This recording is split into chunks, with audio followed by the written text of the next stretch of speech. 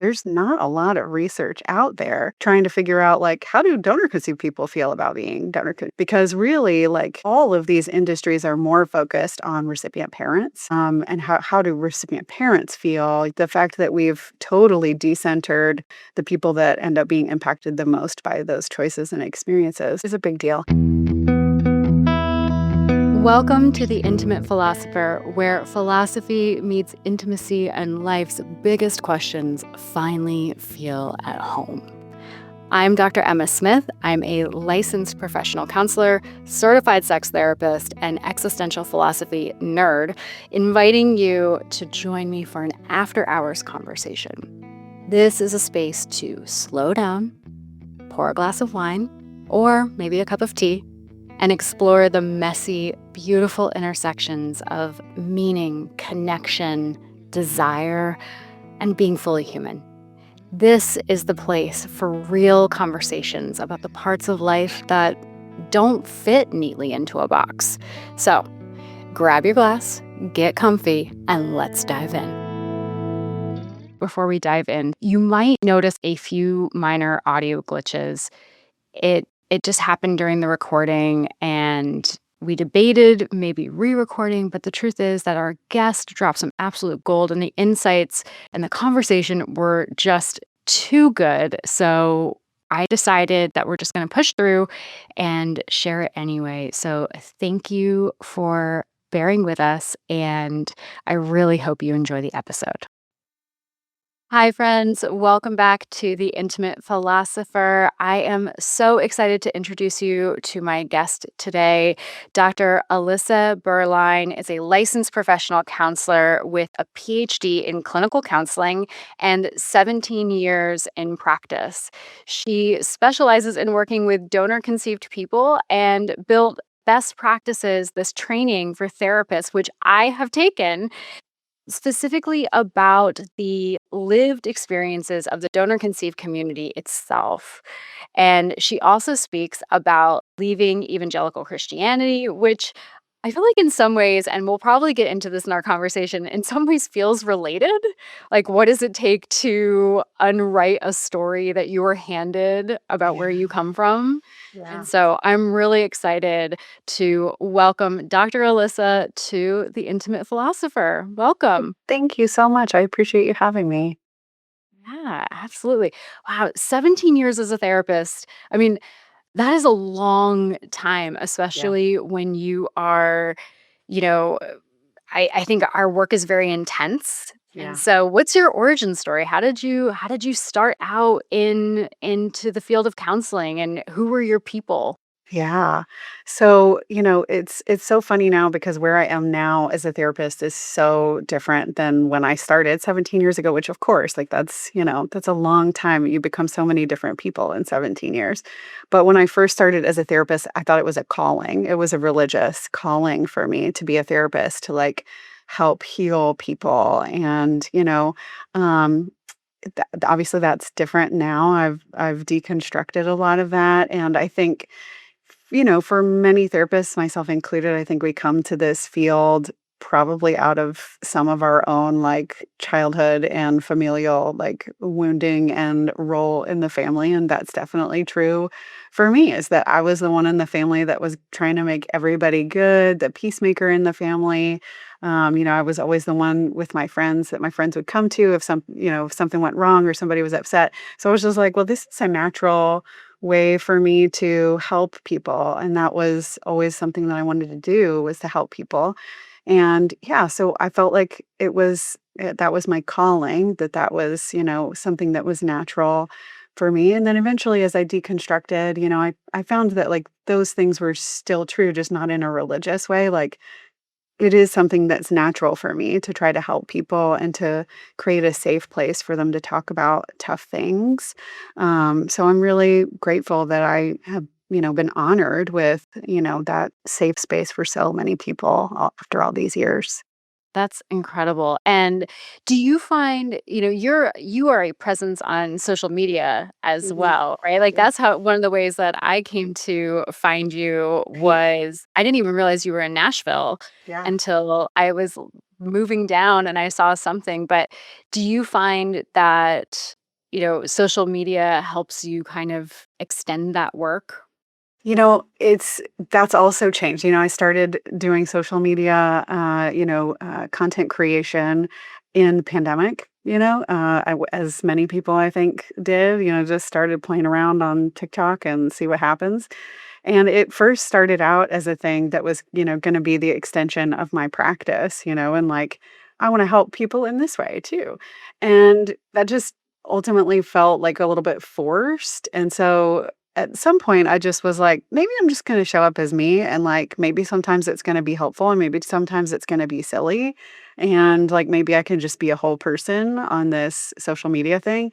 And that has worked out really well for me. And obviously has also shifted into, like, sharing, my art and, drag queen Jesus, so Please tell us about drag queen Jesus because I think this is amazing. yeah, it's so funny because it just happened honestly, I think I happened upon somebody on TikTok who shared that they had made a drag queen Jesus, and I was like, "How fun. What a cool, fun thing to do." And so I found a Jesus, in, like, I don't know if it was, like, Goodwill or something like that, and I was like, let's just see what happens." And I did it, and it was so fun, and I think, like, there's so many layers to it. There's just the fun and silliness of, like, putting glitter and, nice big juicy lips on a Jesus, like, how fun and silly.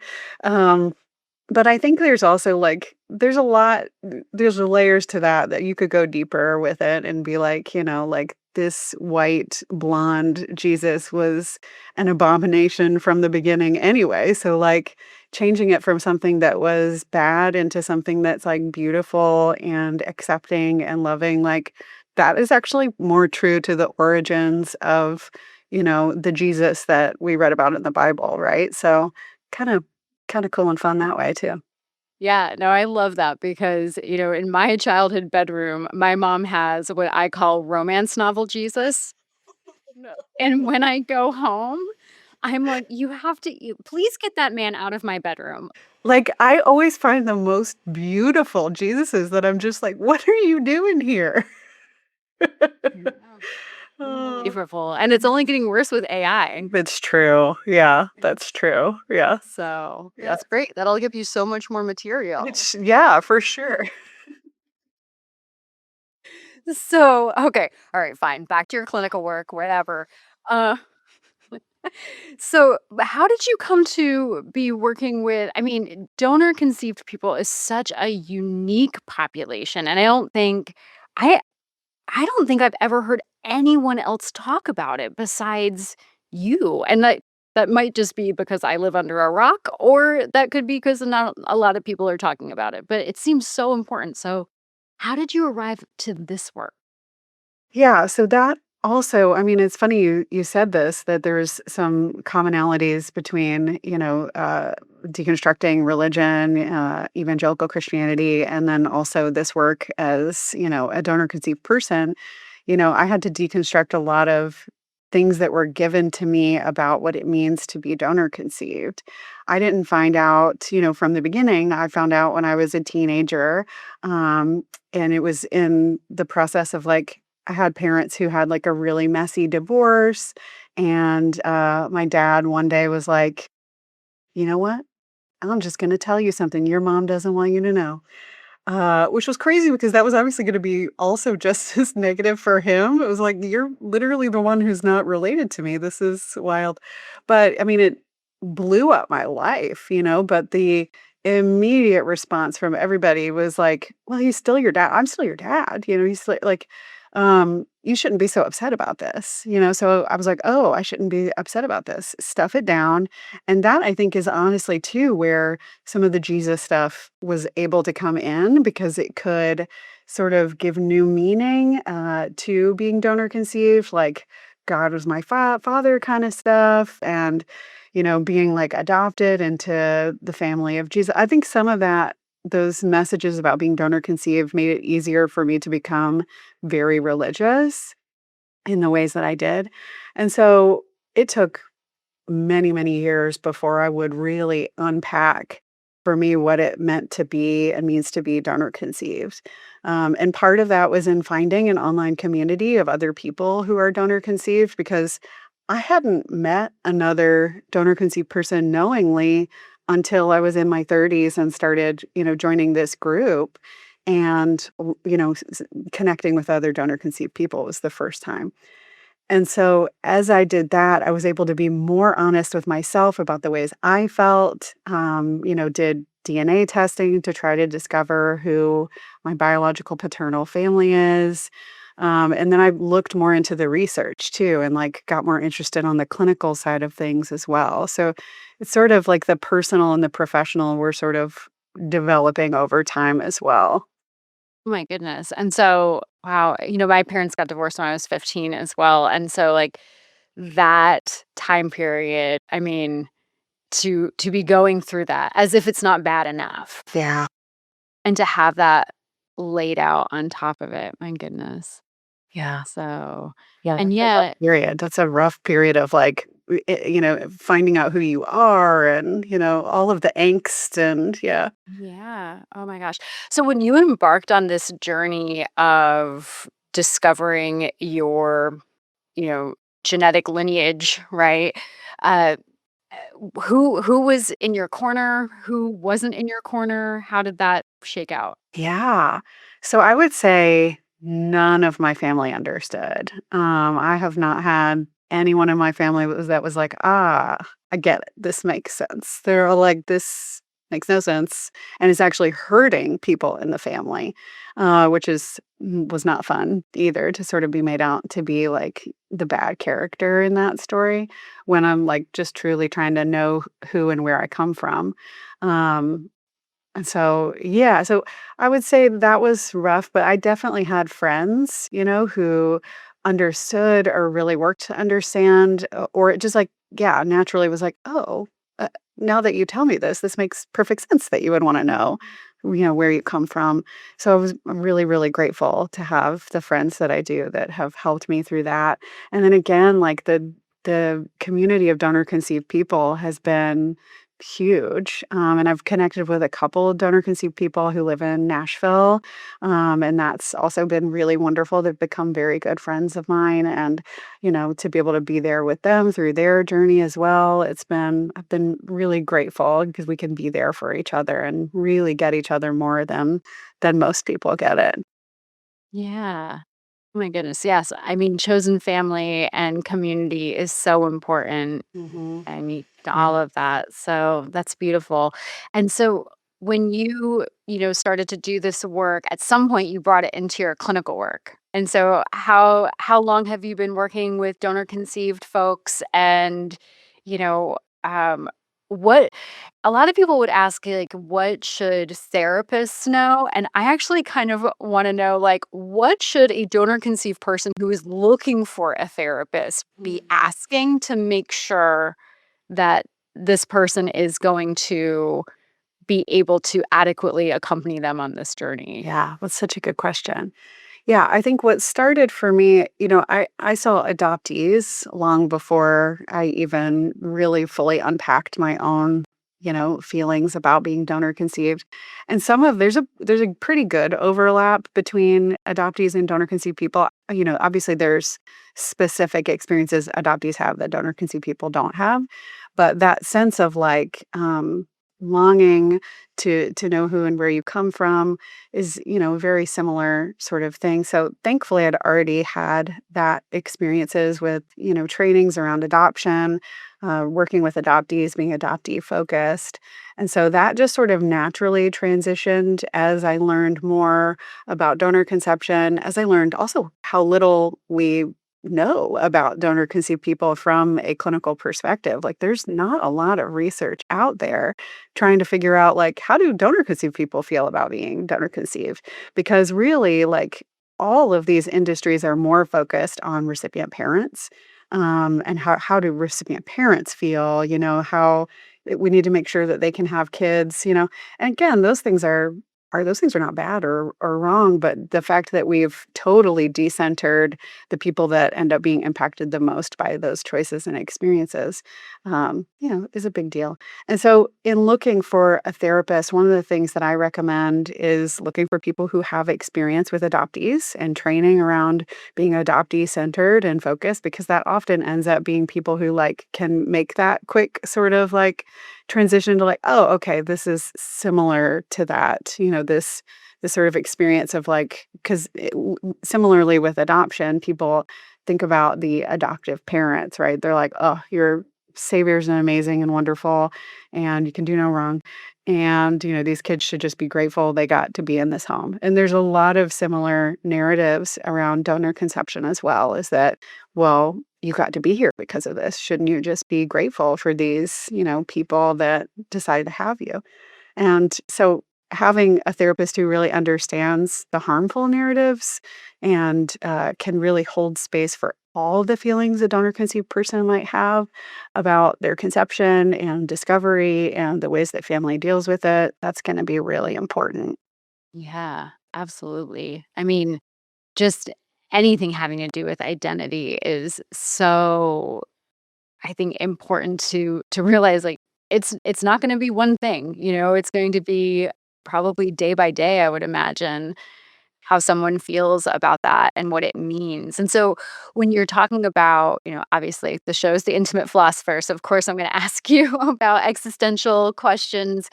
What do you think it means for folks, or how do folks create their meaning around this identity of being donor conceived? Yeah, I think this can develop in different ways, obviously, because people are different. But so for some people, it's a and this will be at different stages too, right? Some people it's a curiosity and like, "Ooh, what a cool fun fact about me." Here, like it's kind of like playful and like it's just an interesting part of who I am as a person, right? That is one sort of way that comes out. And then most people who are donor conceived find out as adults. And so a big part of this can be like betrayal and, the sense of like being lied to. And so there's a piece of identity that can develop out of that as well. Which can be hard. And then even, yeah, and then there's people who are very understanding and forgiving and compassionate toward their parents even when that's the case, and, you know, they can feel closer to their parents in a different way. It just develops so many different ways, but there can be a lot of, challenges to go through in that discovery and in living with that reality. Something that's also just unique is like sometimes I went to a doctor's appointment once and the receptionist was like, "Oh gosh, you look just like my friend." And I'm like, "Could that be my sibling? Is that?" And I'm like, "Do you happen to know by chance was this person donor conceived?" Like that's such a unique experience because some people have hundreds of siblings out there in the world, which is a whole other monster to deal with. But so if you recognize that you can have at least dozens of siblings in the world, at any point when somebody tells you, "Oh, you look like somebody else," or you see someone who looks like you and you're like, "Are you are you my sister? Are you my brother?" It's just a weird experience.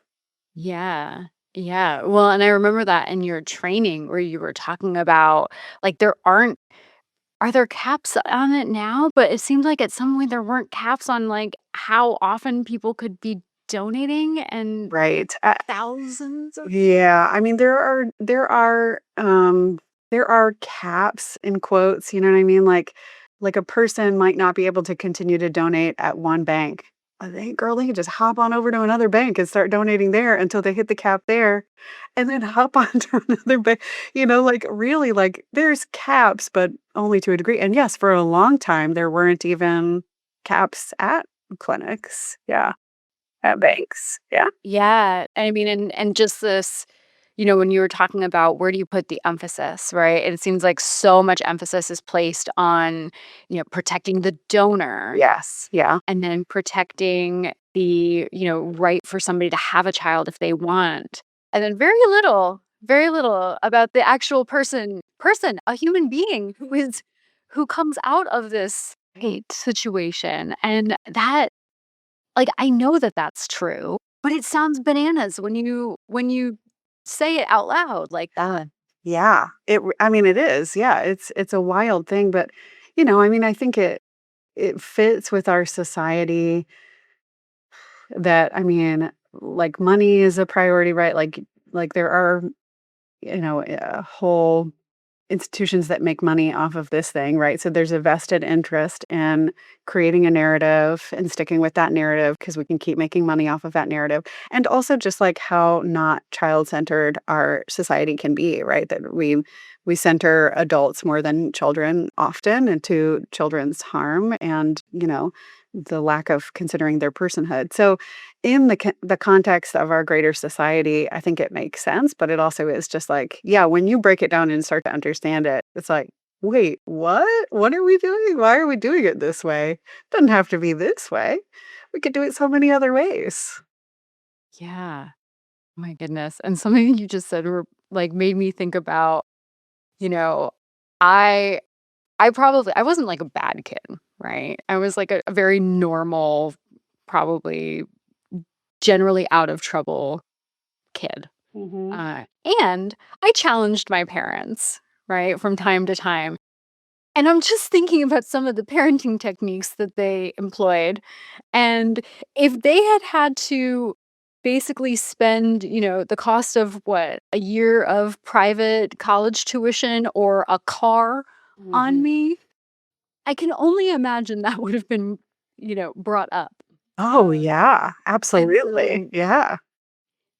like how much pressure, I've worked with a couple of adoptees and talking about some of the pressure that they feel from their parents. Yeah, that return on investment. Yeah. Yeah, and even if it's in a loving way, right? Yeah. Like, "You're our special gift." Oh, yeah. Mhm. Yikes. Yeah, for sure. Yeah. The dehumanization. Yeah. All roads lead to therapy. That's what I'm telling all of my friends who are having kids. All roads lead to therapy. Absolutely. No matter what. 100%. Yes, for sure. You can tell your child that they're a gift from God, and they're still gonna end up in therapy Yeah. because that really wasn't great for them either. Right. Yeah. Yeah, for sure. Yeah, even with the best of intentions, it can still come out of or at least be perceived as some, like, more selfish sort of things rather than kid-centered. Yeah. Um, you know, I wonder when I'm thinking about you said the thing about adoption, and I'm thinking about this idea of having an intentional blank in your origin story. And, what does that do to folks? Because like no matter no matter who you are, like you didn't choose your parents, you didn't choose to be here, you didn't choose the DNA that made you up. And there's something about that blank, that intentional blank that feels significant. Yeah, I think that's where I think people don't think about that when they're making that decision, right? I don't think most people think about the impact that that can have to go like, "I'm gonna intentionally disconnect you from half or whole," sometimes, right? Because 'Cause we've got double donor conception, we've got, donor embryos, so sometimes entirely, right? We're going to intentionally not have you be connected to any of the people that you're related to or half of the people you're related to can be really harmful. Yeah, and yeah, again, like there's definitely some overlapping things with adoptees and not and this is one that I would, is not, right? Like in general for adoptees, um, they're not usually going into it with the intention of like, I'm gonna usually somebody's not getting pregnant to go, I'm gonna get pregnant for strangers, right? That's usually surrogacy. That's a little bit different. But in the similar thing is that a lot of adoptees have their birth, certificates changed, right? So then that creates a whole other intentional, blank spot. Uh, yeah, it definitely can have a negative impact to have these intentional, you know, blanks. Yeah. Mm, gosh. So I'm curious, have you seen this show up in relationships, like in adult relationships for your clients or even like on the forums or the communities that you've been part of? Does it have an impact when you yourself go to be in a relationship? Well, I mean, one of the first things that people think about is, I need to make sure I'm not fucking a sibling. You know what I mean? And what a unique, again, experience to have. It seems like, okay, unlikely, but also let's both get a DNA test and just make sure, which is like, I've known many people to have that experience to go, like, I just need to make sure. So that's a really weird one. Um, but then, yeah, a lot of times, it can come up when a couple things. One is support, like having a supportive partner who's like, I get you, I understand you, this is important to you. That's a huge thing. Obviously, that's true in general, but also in this specific area, having somebody who's not continuing to fight for their parents or the donor, but who is really like, I'm with you and I understand what you're saying and going through. Um, so yeah, that's a big one, and then becoming a parent is another area where this really comes up too, because that's a lot of the time an area where people try to, like, find their roots as well, is for the benefit of their children or because they just understand better, like, what it means to have that connection because they now have that connection with their own child. Mm, mhm.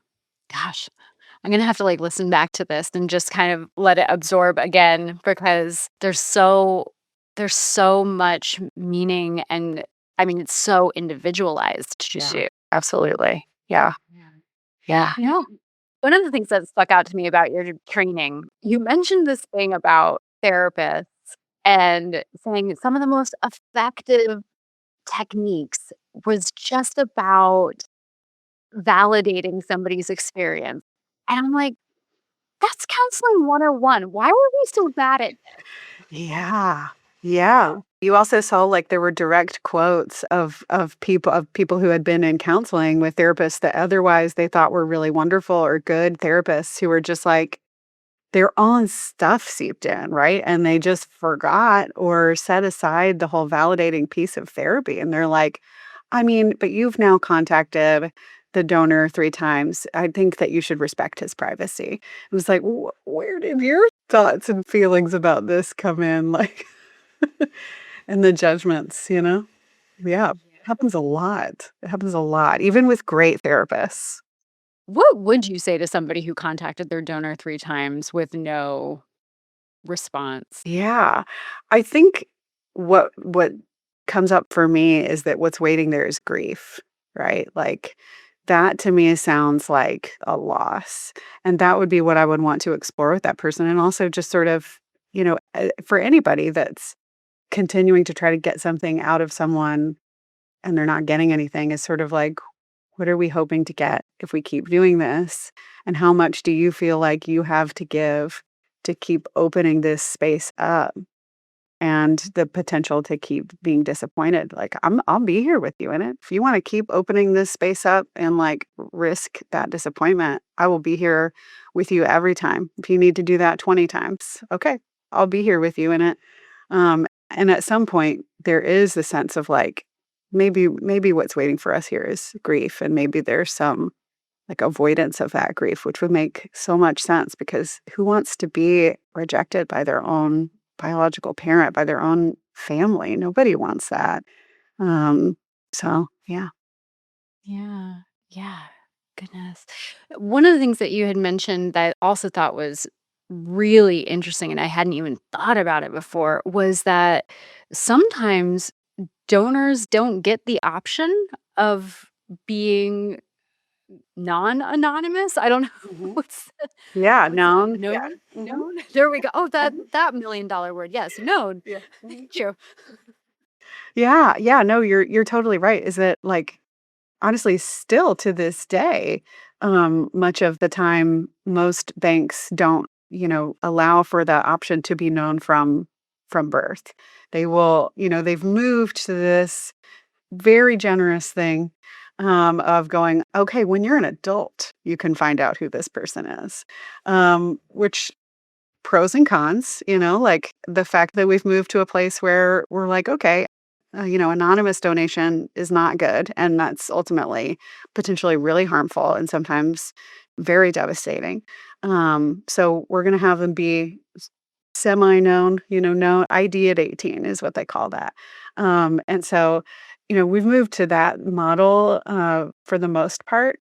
But, yeah, there's no option generally for a donor to say, "Hey, I'm actually good with being known from the birth of this child," except in the sense where a recipient parent brings with them a donor and says, I'm choosing this donor." The donor's like, "Yeah, I'm good with donating." That like, you have to go out of your way to find a known donor, and you have to do it more personally rather than alongside your medical professionals. Yeah. Yeah. That's really interesting. I think in the LGBT community, right? Like a lot of people rely on IVF and IUI and often donor from, egg or sperm, right? And a couple of the folks that I know who did that, they actually did use somebody that they knew, and I thought that was so cool that that was able to exist, but you're right. I mean, like, here's this thing that I think the LGBT community in particular, like, celebrated, right? And not thinking about, "Oh, hey, there's this other side to it," and, like, what is the conversation, what is the internal homework that we have to have around this in order to be responsible and considerate, right? Yeah, yeah, and I think sometimes people can perceive, um, activism from donor-conceived people as like a slight on LGBTQ plus people, and that is not what, like, 99% of donor-conceived people are doing. There's the occasional ones that are just obviously bigots, but that's not most of us, I would say, who are, fighting for the rights of donor-conceived people. Um but yeah, it's like, when you experience some marginalization and, like, lack of privilege, it makes sense that you're like, "Hey, I have to really fight hard for this thing. I should be able to just sorta, like, get whatever I can get." But yeah, it does take, like, okay, just take it a little bit farther so that you are also thinking about this person that you're creating, and I love when queer people make babies together with other queer people, known donors. Like, what an amazing, beautiful thing to, again, like that chosen family. Like, what a beautiful thing to do. Again, I just think you shouldn't have to work so hard. Like, this whole a multi-billion dollar, industry exists to create babies. Why can't they make it a little bit easier for people to actually find known donors? Why do you have to, like, work so hard just to do that? Yeah, yeah. Well, and you had talked about the financial impact, but also the emotional impact of the financial nature of the industry, and I thought this was really interesting. So can you speak more to that? Yeah. I mean, obviously for recipient parents, there's a lot of emotions in all of that. And like, I mean, it is so expensive. And, there is again some of that like, I'm investing a lot. This kid better.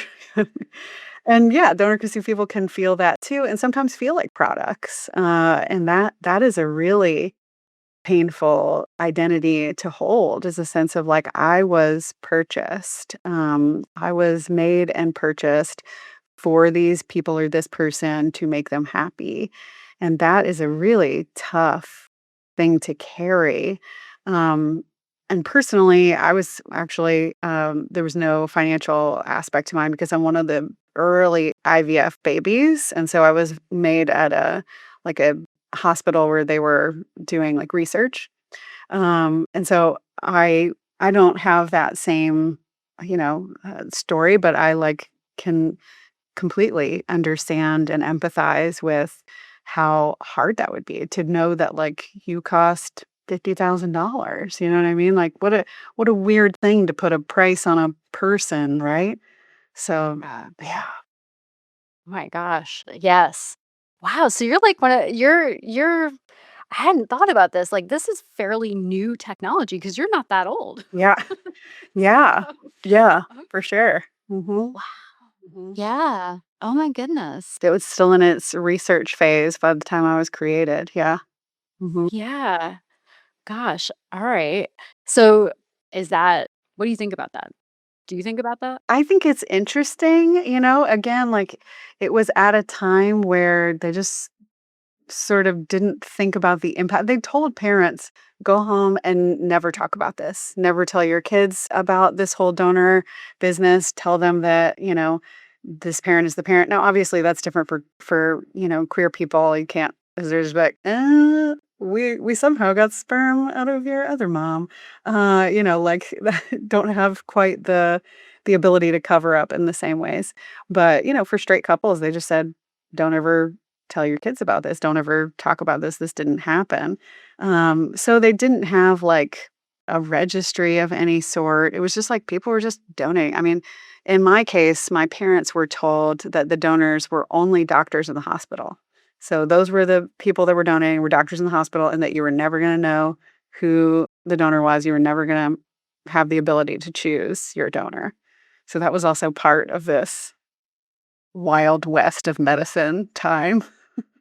Wow. You know what I'm thinking of is like we have done this. We have had this approach of don't tell them in so many different things, and it never works well. It does not. It No. never works well. Like the John Hopkins University Hospital, when they were talking about does gender exist genetically or is it just social?